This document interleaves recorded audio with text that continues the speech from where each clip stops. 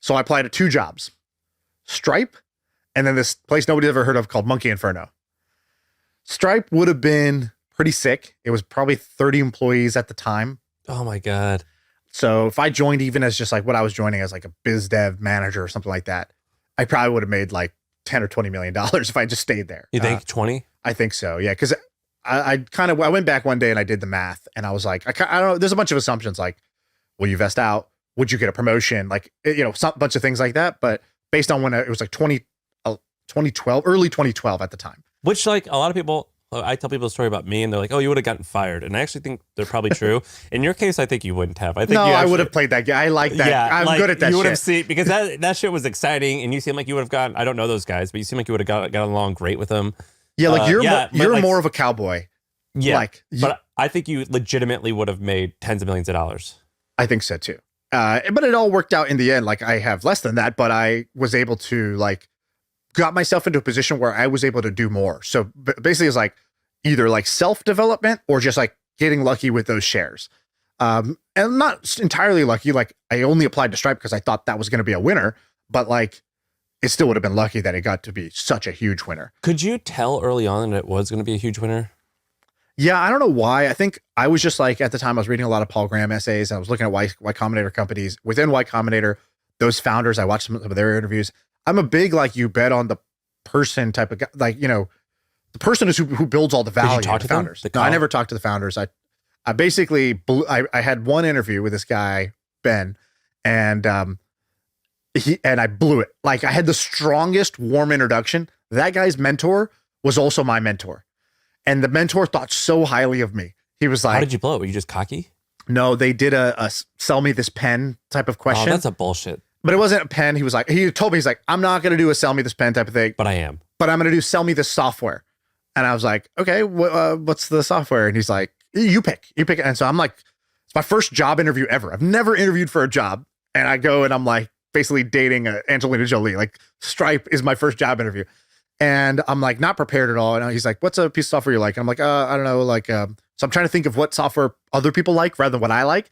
So I was like, Basecamp by 37 Signals. I knew that was like those guys were popular. So Yeah, I you thought, didn't even use it though. and I didn't use it though. So I didn't know what to say, but now I'm pot committed. I didn't want to admit that, hey, I just picked a random company that I don't actually use. Like that didn't make any sense either.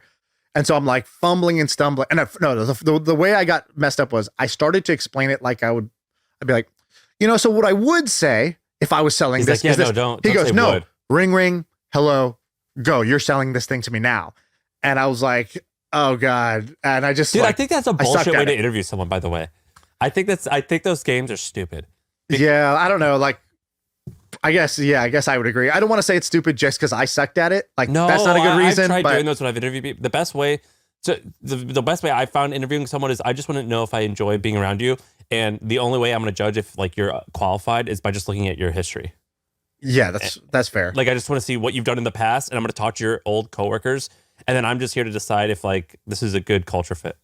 I heard of this guy Kyle Samini. He's like a VC. He put out a post or he put out some interview or whatever where he's like, yeah, there's only one way to apply to my firm.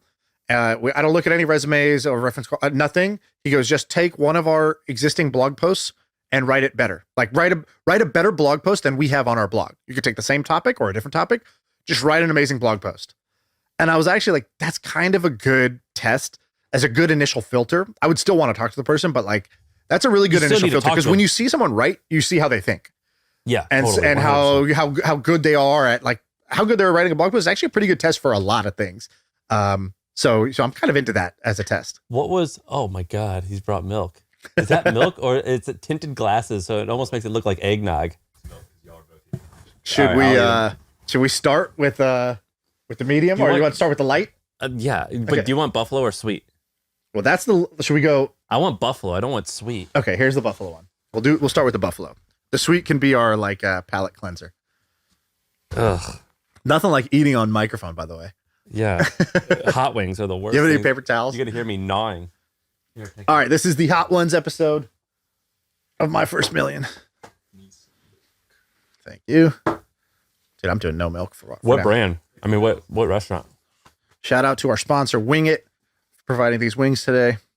Dude, I used to live in an Asian neighborhood here in San Francisco. And the Chinese and like Hong Kong restaurants would make hot wings. They are the worst at making those hot wings because they put like too crazy. It's too breaded, and they put like sticky shit on it. You know what I'm saying?